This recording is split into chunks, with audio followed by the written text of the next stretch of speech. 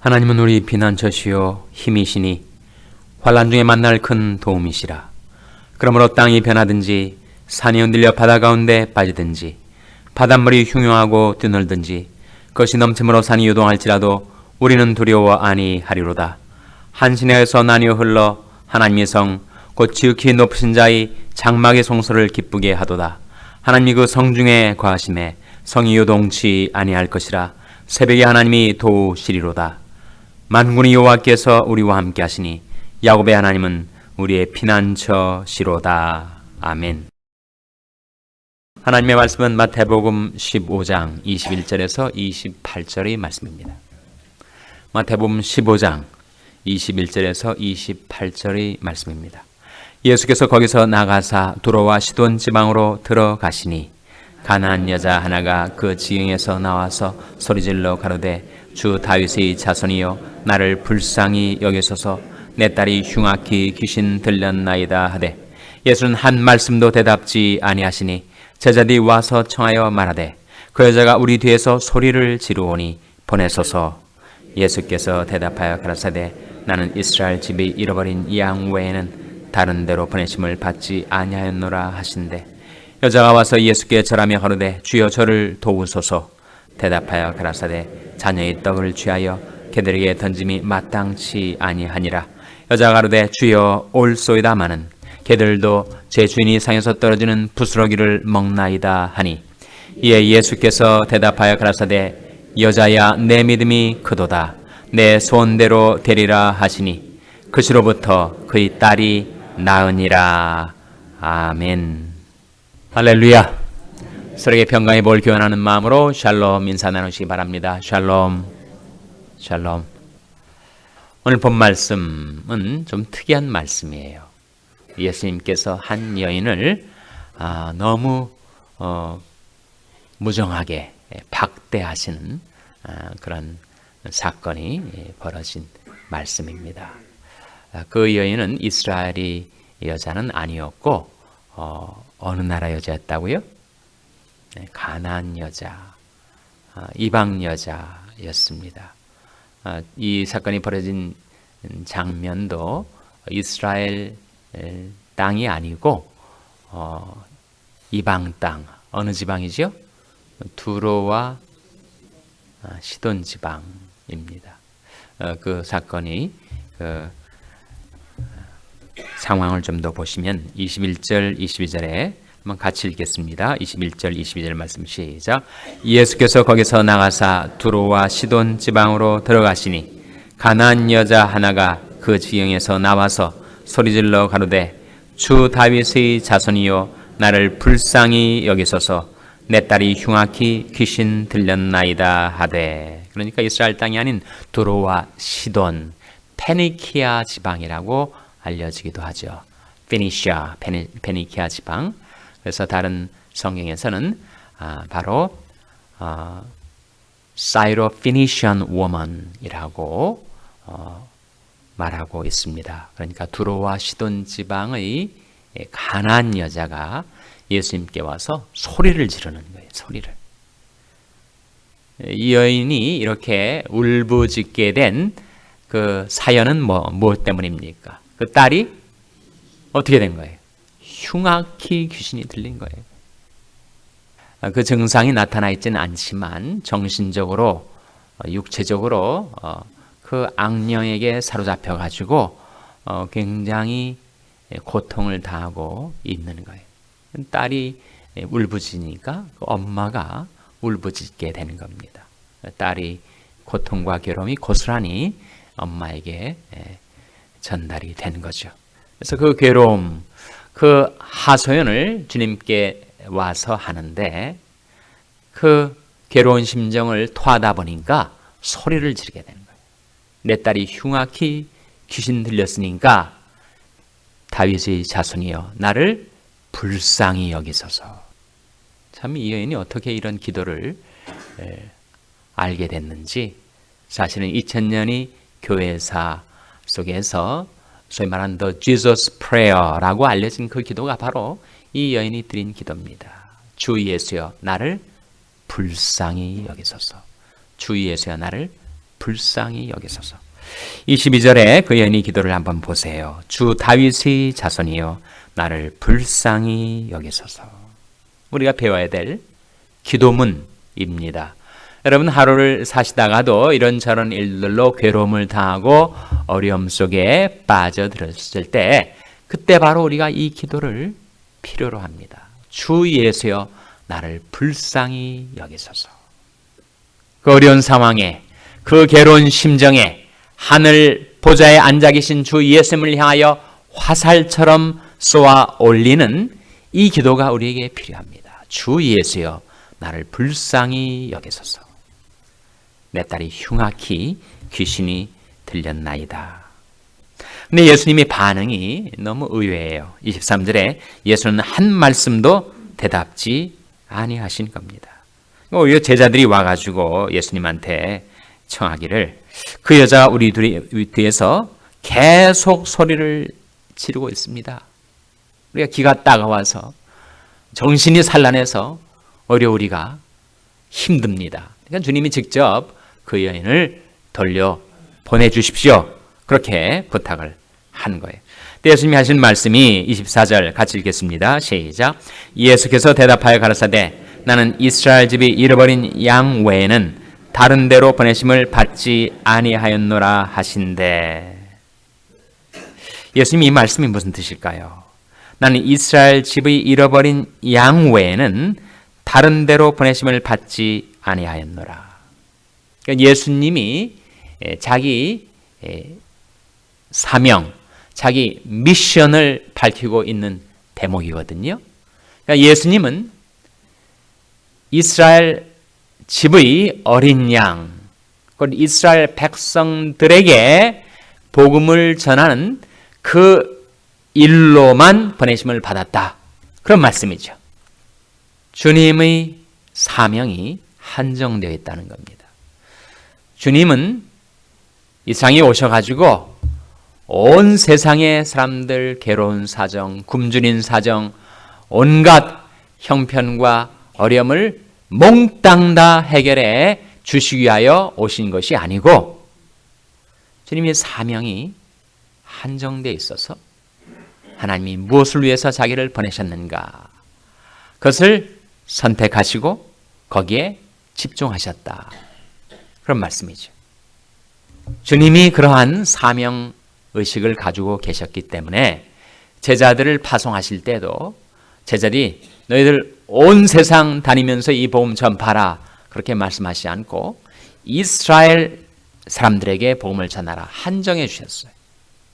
그것이 바로 마태복음 10장 5절 6절입니다. 한번 보시기 바랍니다. 마태복음 10장 5절 6절.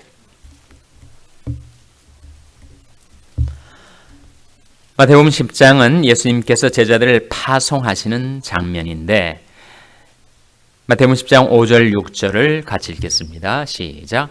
예수께서 이 12를 내어 보내시며 명하여 가라사대 이방인의 길로도 가지 말고 사마리아니 고을에도 들어가지 말고 차라리 이스라엘 집이 잃어버린 양에게로 가라. 여기도 제자들을 파송하시면서 그들이 사역을 할 범위를 한정해 주시죠. 제자들 편에서는 자기들이 온 세상 돌아다니면서 복음을 전할 수도 있었겠으나 선택과 집중의 원리를 주님께서 깨우쳐 주신 겁니다. 이방 땅에 들어가지 말라. 사마리아니 고을에도 들어가지 말라. 오직 이스라엘이 잃어버린 양에게로 가라. 제자들에게도 그렇게 말씀하시는 거예요. 그러니까 우리 같은 이방인들 입장에서 보면 야 이거 차별하시는 거 아닌가. 예수님도 사람 차별하시나.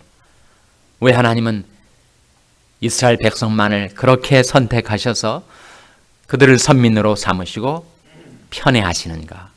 그런 질문을 할 수가 있죠. 그런데 갑자기 바뀌어지게 됩니다.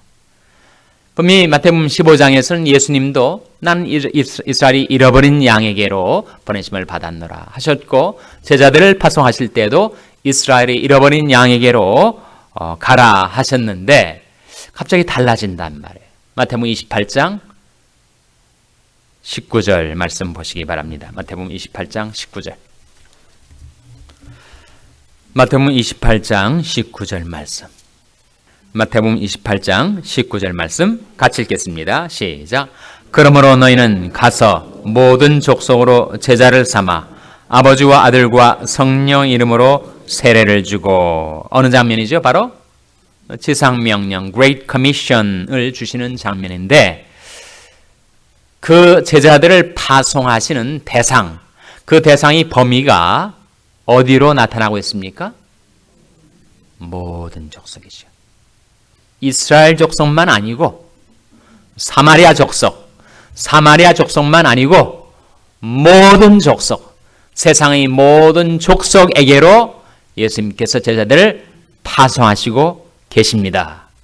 그렇다면 이 두 상반된 파송의 범위, 이스라엘에게로만 한정되었던 선교의 대상, 사명의 대상이 갑자기 온 세상으로 확장된 계기가 뭘까요, 여러분? 계기가 뭡니까? 그 계기가 바로 십자가와 부활이라는 거예요. 예수님이 십자가와 부활 사건을 통하여 이제는 한정되었던 그 구원의 복음이 온 세상에 전파되도록 하나님께서 섭리하셨다는 거예요. 이게 하나님의 구원의 경륜입니다. 그럼 강물이 흐를 때, 강물이 처음부터 확 터진 그런 들판으로 물이 흐르면 그 물이 힘이 없죠. 깊이도 없습니다. 처음에는 계곡을 흐르는 물, 그 산등성에 의해서 좁혀져 가지고 계곡을 흐르는 물이 깊이도 있고 힘도 있는 것이죠. 때가 되면 이제는 강물이 바다로 흘러가게 되는 것처럼 하나님이 구원의 경륜이 전개될 때 이스라엘 민족이 특별히 잘나서가 아니라 하나님께서 이스라엘 민족을 도구로 쓰시려고 일단 선택하신 것입니다. 그것을 가리켜서 historical priority, 역사적인 우선이라고 그래요. 이스라엘 민족이 특별한 좋은 특질이, 성질이 있어가지고 그들을 선택하신 것이 아니고 하나님이 구원의 경륜이 전개에 있어서 우선적으로 그들을 선택해서 쓰신 거란 말입니다. 그러나 이제 예수 그리스도를 통하여 하나님의 구원의 역사, 구속의 역사가 십자가 부활로 완성되자 이제 하나님께서는 그 구원의 생수를 온 세상에 넘쳐 흐르게 하신 겁니다. 십자가 부활 이전에 바로 마태복음 15장에 있어서는 예수님께서 자신의 미션을 그렇게 한정해서 말씀하신 것인데, 그 가나안 여자 편에서 볼 때는 그건 아주 몰인정한 박대인 셈이죠. 다시 마태복음 15장으로 돌아오셔서 예수님께서 대답하시는 말씀이 24절에 나는 이스라엘 집의 잃어버린 양 외에는 다른 데로 보내심을 받지 아니하였노라 하신데, 여자가 와서 예수께 절하며 가로되 주여 저를 도우소서. 여러분, 여자의 이 두 기도를 배우시길 바랍니다. 주여 나를 불쌍히 여기소서. 주여 저를 도우소서. 예수님께서 대답하십니다. 자녀의 떡을 취하여 개들에게 던짐이 마땅치 아니하니라. 여기 자녀의 떡, 자녀는 누구고 개들은 누구예요? 자녀는 이스라엘 사람들, 개들은 누구예요? 이방인 사람들. 그러니까 우리는 어느 편입니까? 우리는 개들입니다. 아니 어떻게 주님께서 이렇게 인종차별적인 말씀을 하실까? 이런 racist remark을 말씀하실 수가 있을까? 근데 이 여인이 이렇게 자신을 박정하게 대하시는 예수님에게서 물러가지 않습니다. 집요하게, 끈질기게 예수님께 달라붙습니다. 27절 여자가 가로되 주여 올소이다 마는 개들도 제 주인이 상에서 떨어지는 부스러기를 먹나이다. 그렇게 주님께 달라붙는 거예요. 그때 하시는 말씀이 28절에 나타나 있죠. 28절 말씀 같이 읽겠습니다. 시작. 이에 예수께서 대답하여 가라사대 여자여 내 믿음이 크도다. 내 손대로 되리라 하시니 그 시로부터 그의 딸이 나으니라. 여자야 내 믿음이 크도다. 내 손대로 되리라 하시니 그 시로부터 그의 딸이 나으니라. 우리가 두 가지를 발견하게 되는데, 하나는 예수님께서 그렇게 몰인정하게 이 여자를 박대한 것처럼 하신 것은 주님이 외양으로만 그리하신 것이죠.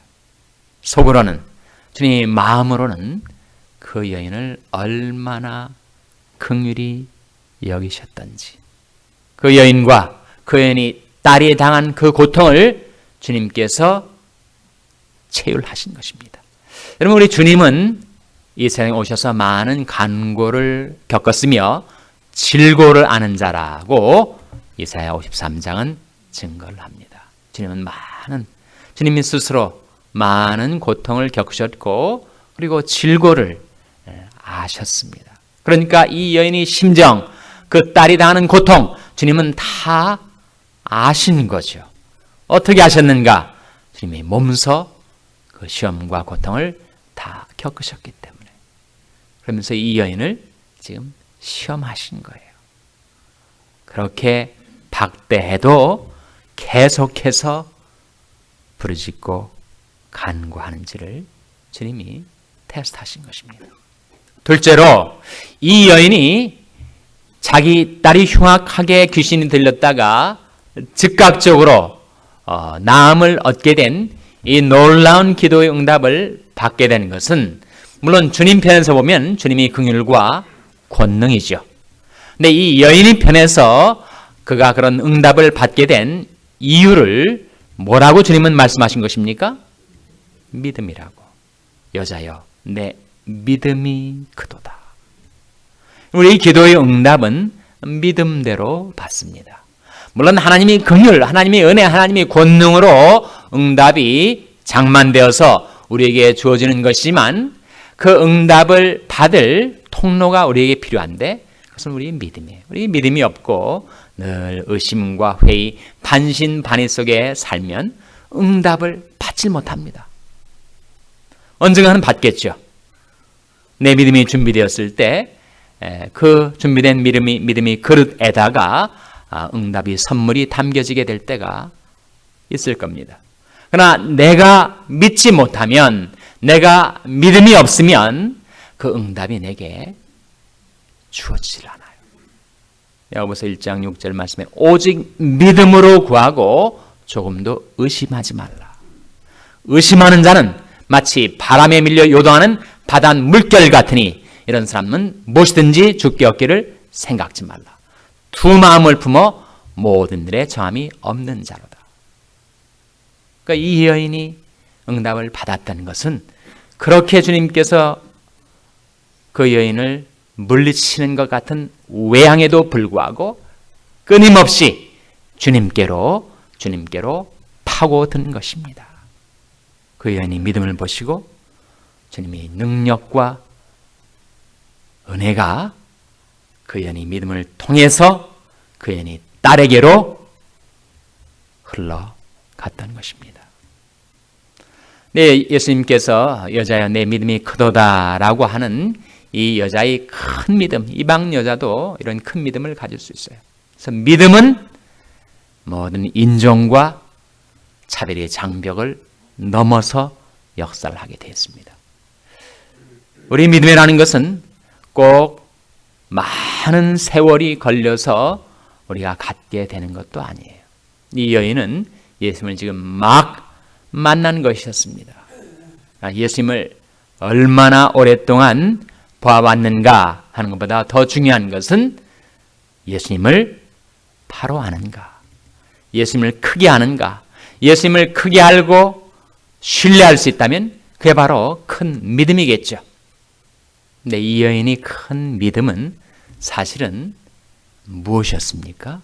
그것은 그 여인의 겸손이었습니다.